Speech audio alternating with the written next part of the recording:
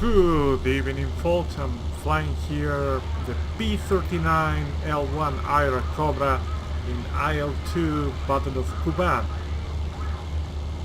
It was a relearning experience for me.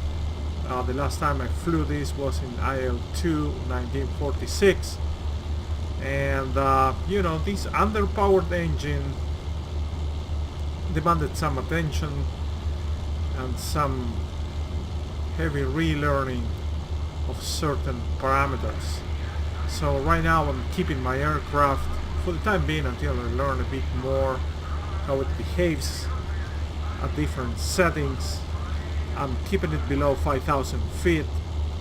At present I am at 3,200 feet or something like that. I'm not going above 5,000, and I right now have it set to mixture at auto reach. I have it at a very conservative 2600 RPMs, and I open the throttle to 40 inches, no more than 40 inches. I'm about to engage some targets, ground targets, and then later on I want to show you some air targets, in particular for the use of the autocannon that this aircraft has, which is kind of fun to play with. And well, there is no enemy air cover, so this speed is kind of enough. Going against a fighter is going to be always another issue or another story. So anyway, let's go and find out where these targets are, and let's start shooting at them.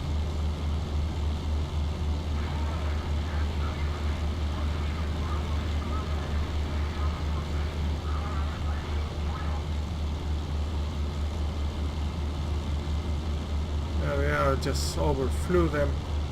So for strafing or strafing, what I do in the Airacobra, I try to keep my airspeed around 300 miles per hour, not above that. I noticed that at around 320 my airframe becomes very shaky and it's very difficult to aim. In particular for the autocannon, which is, has a significant bullet drop to it and requires some extra attention while aiming.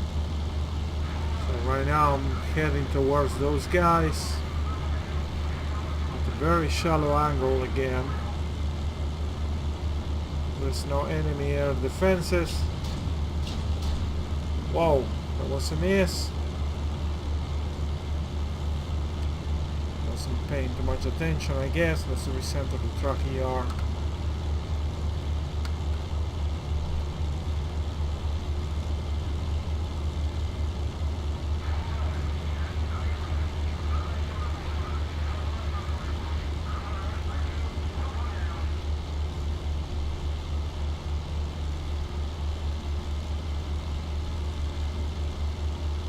Again, when you play with the autocannon, you will notice that bullet drop, and it's kind of difficult to figure it out how to do some aiming considering the bullet drop. So what I try to do all the time, it is just to get a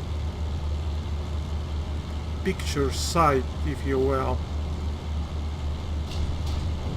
Wow, that was scary. Almost hit the ground. The target has been eliminated just one round. So I was mentioning that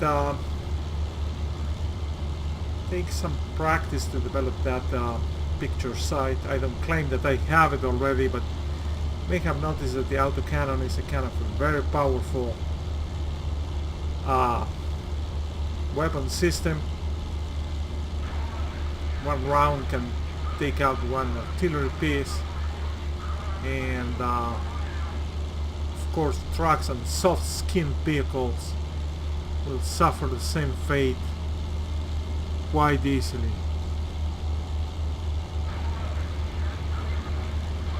Now against tanks, it's pretty much like in real life. This aircraft was not used apparently much in the tank buster role, and I'm not even trying. Well, I already tried actually, but for these videos I'm not going to even try. My previous experience was that no matter what aspect you hit these tanks with the autocannon, nothing happens to them other than some pretty explosions. Well, you know, trucks is a complete different story. They blow away in pieces with just one shot, as you have seen also with the artillery tubes that we just destroyed.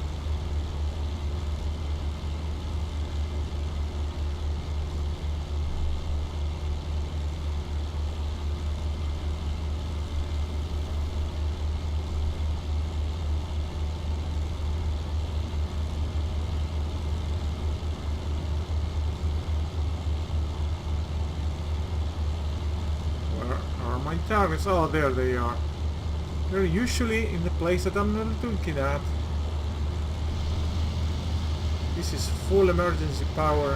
Have 5 minutes with it. If you want to play, I use it very sparingly. Again, you know, I'm very good at blowing this engine off.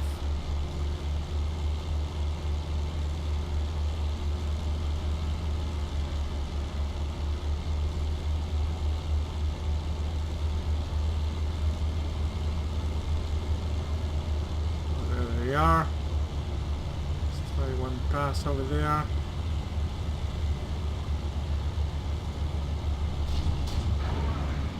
Another one. I'm getting too close to the ground, to be honest. Not a very nice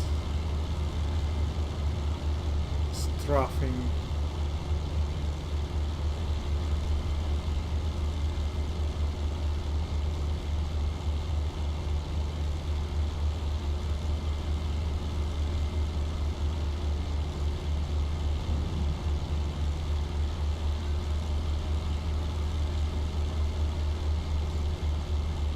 And this one is a very shallow angle.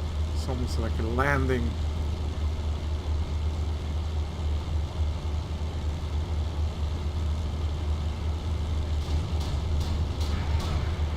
It's gone. Had to use a few shots because, again, I was not aiming correctly. So alright, that's what I wanted to show for ground targets. In a later video I'm going to show you what happens against air targets and the autocannon. It's kind of fun. Rips off wings and engines. It's very, very powerful. So stay tuned. I'm going to record that video pretty soon. Thank you.